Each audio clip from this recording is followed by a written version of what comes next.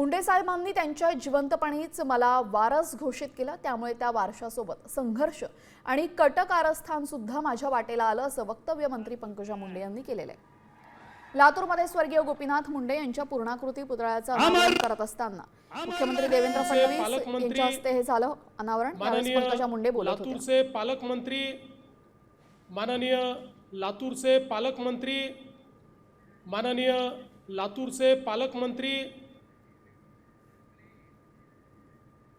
माझ्या तोंडातून माझ्या वडिलांनी त्यांच्या तोंडातून सांगितलंय माझा वारसा आहे, केवढी मोठी जबाबदारी आहे।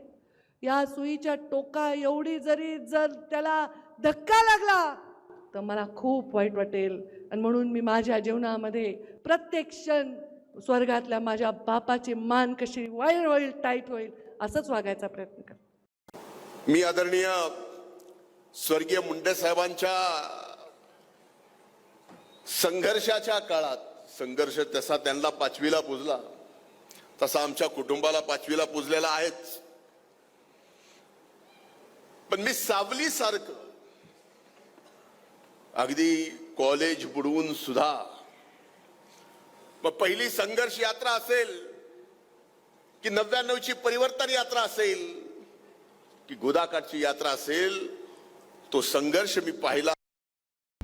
आता isakal.com आहे देशातील नंबर 1 ची मराठी न्यूज वेबसाईट। प्रत्येक अपडेटसाठी isakal.com ला नक्की भेट द्या।